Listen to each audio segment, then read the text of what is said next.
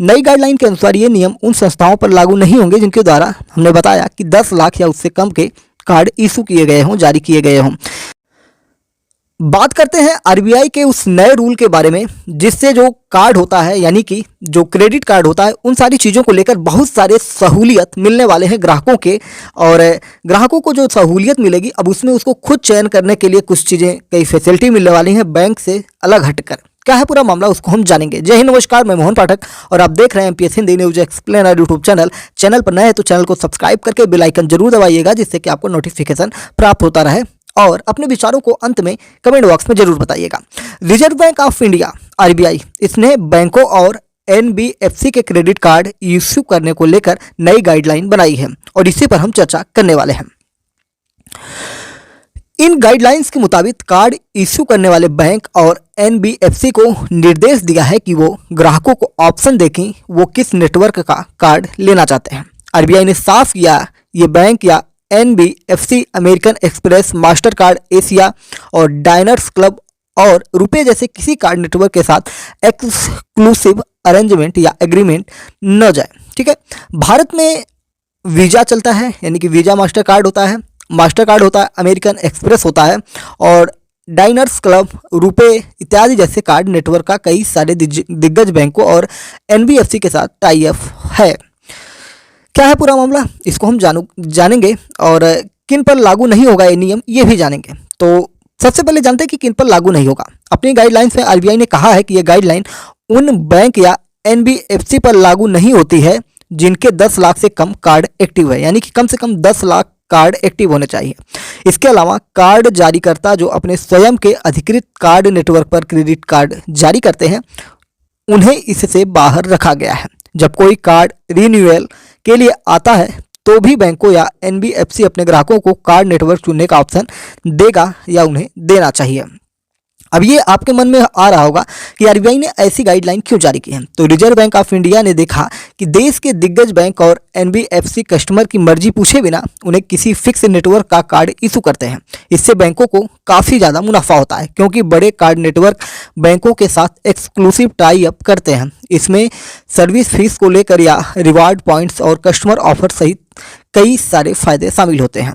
अब इसका फ़ायदा क्या होने वाला है, तो सेंट्रल बैंक की गाइडलाइन से रुपए क्रेडिट कार्ड को फ़ायदा मिल सकता है। अगर कस्टमर रुपए क्रेडिट कार्ड चुनता है तो उसे अपने यूपीआई के साथ लिंक कर सकता है। फिलहाल यूपीआई पेमेंट वीजा और मास्टर कार्ड लिंक करने की ऑप्शन नहीं देता है। इस अलावा इसके देश का क्रेडिट कार्ड नेटवर्क रुपए कस्टमर चुनते तो आज़ादी रखता है और देश का जो रुपए कार्ड है ये कहीं ना कहीं आगे बढ़ेगा। और कई रुपए कार्ड क्रेडिट कार्ड जो होते हैं सालाना फीस कम करके कई चीज़ें उसमें करते रहते हैं, तो ये सारी चीज़ें उसमें लगी हैं।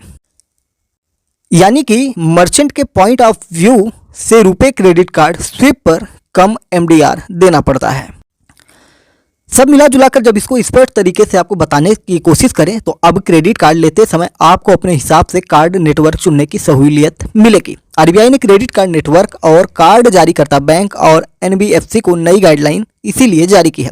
इसके अनुसार अब कार्ड जारीकर्ता को अपने कस्टमर्स को क्रेडिट कार्ड जारी करते समय एक से ज़्यादा नेटवर्क चुनने का ऑप्शन देगी। बैंकों को ग्राहक से पूछना होगा कि उन्हें किस नेटवर्क का कार्ड चाहिए। वहीं पुराने क्रेडिट कार्ड यूजर्स को कार्ड रिन्यू कराते समय भी नेटवर्क बदलने का ऑप्शन मिलेगा। आपको बता दें कि हर क्रेडिट कार्ड की एक वैलिडिटी होती है जो 1, 2, 3 साल या इससे अधिक की हो सकती है। कार्ड की एक्सपायरी पर आप नेटवर्क बदल सकते हैं। कैसे करता है क्रेडिट कार्ड काम या कैसे कार्ड काम करता है, क्रेडिट कार्ड छोड़िए हम कार्ड की ही बात करते हैं। तो कार्ड नेटवर्क का काम मर्चेंट यानी कि दुकानदार और कार्ड जारीकर्ता के बीच लेन देन को सुविधाजनक बनाता है, यानी कि आप ऑनलाइन खरीदारी कर लेते हैं। अगर बात करें ऐसा करने के लिए कार्ड नेटवर्क इंफ्रास्ट्रक्चर अवेलेबल कराते हैं और इसके लिए वे फीस भी वसूलते हैं। कार्ड नेटवर्क यह भी निर्धारित करते हैं कि कार्ड कहां स्वीकार किए जा सकते हैं और कहां नहीं किए जा सकते हैं। नई गाइडलाइन के अनुसार ये नियम उन संस्थाओं पर लागू नहीं होंगे जिनके द्वारा हमने बताया कि 10 लाख या उससे कम के कार्ड इशू किए गए हों, जारी किए गए हों। ये जो नियम है, बता दें कि ये नियम नोटिफिकेशन की तारीख से 6 महीने तक प्रभावी होने वाले हैं मौजूदा समय में भारत में 5 कार्ड नेटवर्क कंपनियां हैं जिनके बारे में हमने बताया कि visa, master card, RuPay, American express और डायनर क्लब हैं। इन कंपनियों का अलग अलग फाइनेंशियल इंस्टीट्यूशन के साथ टाई अप है। इस कारण ग्राहक को अपने पसंद का नेटवर्क चुनने का ऑप्शन नहीं मिलता है। कुछ कार्ड नेटवर्क क्रेडिट कार्ड पर अन्य के मुकाबले ज़्यादा सालाना फीस चार्ज भी करते हैं। ऐसे में अगर कोई बैंक आपको एक से ज़्यादा कार्ड नेटवर्क का ऑप्शन नहीं देता है तो आपको मजबूरी में वही नेटवर्क चुनना होता है और जिस पर ज़्यादा फीस होती है। वहीं अगर आपको एक से ज़्यादा कार्ड नेटवर्क का ऑप्शन मिलेगा तो आप अपनी ज़रूरत, इसकी फीस और नेटवर्क पर मिलने वाली सुविधा के आधार पर सही ऑप्शन चुन सकेंगे। दुनिया की सबसे बड़ी कार्ड कंपनी है वीज़ा। ये 200 से ज़्यादा देशों में टेरिटरी में मौजूद है। इसका मार्केट कैप 489.50 बिलियन यानी करीब 40 लाख करोड़ रुपए है। वीज़ा के बाद दुनिया की दूसरी सबसे popular cashless payment company master card है। मास्टर कार्ड आज 150 देशों में मौजूद है और इसका मार्केट कैप 372.55 बिलियन यानी करीब 30 लाख करोड़ रुपए है। स्वदेशी कार्ड जो हमारा रुपे कार्ड है वो हमारे भारत की अपनी खुद की कार्ड कंपनी कह सकते हैं।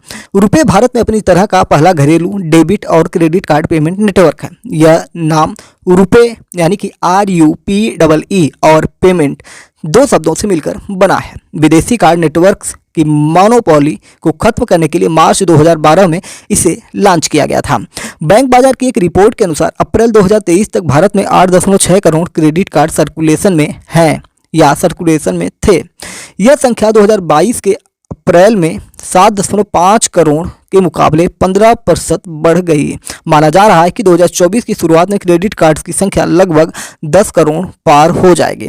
तो इस प्रकार से हमने ये जाना कि आरबीआई की गाइडलाइन से क्या चीज़ें प्रभावित हो सकती हैं और किस प्रकार से जो ग्राहक हैं उनको फ़ायदा मिल सकता है। ग्राहक को अगर फ़ायदों की बात करें, जैसा कि हमने पीछे कई बार चर्चा किया, उसमें ये हो जाएगा कि अपने मन से ये कार्ड चुनेंगे और ज़्यादातर ग्राहक रुपे कार्ड को ही चुनेंगे क्योंकि रुपे कार्ड भारत का है और हो सकता है इस पे जो चार्ज होंगे कम लगेंगे। तो इससे क्या होगा कि ग्राहक को फ़ायदा होगा। और बैंक क्यों दूसरी कंपनियों को ऑफर करता है कि उनको लेने के बाद उनको पॉइंट्स मिलते हैं, उनको कुछ कंपनी से रिवार्ड मिलता है या बहुत कुछ सुविधाएं उनको प्राप्त हो जाती होंगी उन कंपनियों से, उनसे उनका टाई अप होता है और इस प्रकार से वो कंपनियां ग्राहक से यानी कि जो क्रेडिट कार्ड लेता है उससे मोटी रकम धीरे धीरे करके वसूलती रहती हैं और जिससे उसके ऊपर कहीं ना कहीं ऐसा लोड बढ़ता है यानी कि उसके पैसे ज़्यादा खर्च हो जाते हैं। तो आरबीआई ने कार्ड जारी करने वाली संस्थाओं के लिए जो जारी की थी नई गाइडलाइन, उसको हमने आपको डिटेल में समझाया क्योंकि हम है न्यूज़ एक्सप्लेनर यूट्यूब चैनल। तो हमारे चैनल का नाम है MPS हिंदी न्यूज़ एक्सप्लेनर।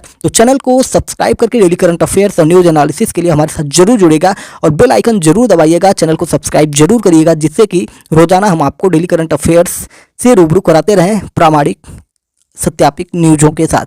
तो अपने विचारों को भी कमेंट बॉक्स में बताया करिए जिससे हमें पता चले कि आप क्या देश दुनिया के बारे में सोचते हैं, घटनाक्रमों के बारे में क्या सोचते हैं। तो जरूर सब्सक्राइब करके हमारे साथ जुड़िए। चलिए फिर मिलते हैं किसी दूसरी बड़ी खबर के साथ। तब तक के लिए जय, नमस्कार, भारत माता की जय।